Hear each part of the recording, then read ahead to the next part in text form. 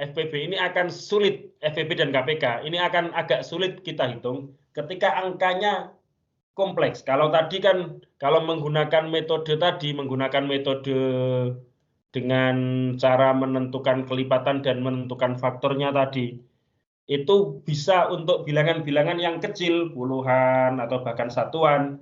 Tapi kalau misalnya bilangannya begini, carilah FPB dari carilah FPB dan KPK dari 45 dan 60 misalnya.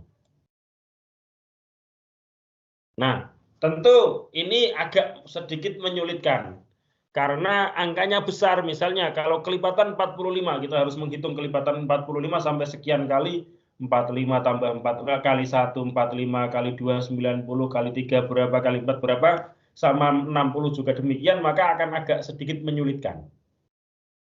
Sehingga kita kemudian membutuhkan metode lain untuk mencari atau menentukan FPB dan KPK. Atau barangkali bisa kita tambah menjadi 2 angka dulu lah, nanti contoh selanjutnya 3 angka.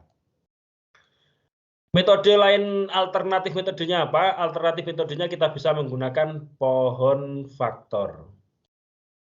Pohon faktor. Ini tentu sudah pernah kita pelajari ya di kelas. Kita hanya mengulang saja.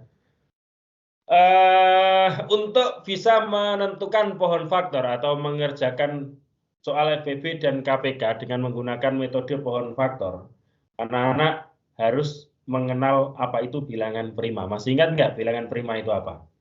Masih ingat bilangan prima apa? Bilangan yang faktornya cuma 1 dan angka itu sendiri. Oke, bilangan yang faktornya hanya 1 dan bilangan itu sendiri. Atau bilangan yang hanya bisa dibagi oleh bilangan 1 dan bilangan itu sendiri. Contohnya berapa? Contohnya bilangan apa? 2. 2. Bilangan prima itu dimulai dari 2 ya. 1 tidak termasuk bilangan prima. Pak, kenapa 2 itu bilangan prima? Karena 2 itu tidak bisa dibagi oleh berapapun. Kecuali dibagi 1 dan oleh bilangan itu sendiri, yaitu 2. 2 dibagi 2 ada 1, 2 dibagi 1 ada 2. Contoh bilangan prima selanjutnya berapa? 3. 3. Kemudian 5. 5. Kenapa 4 tidak?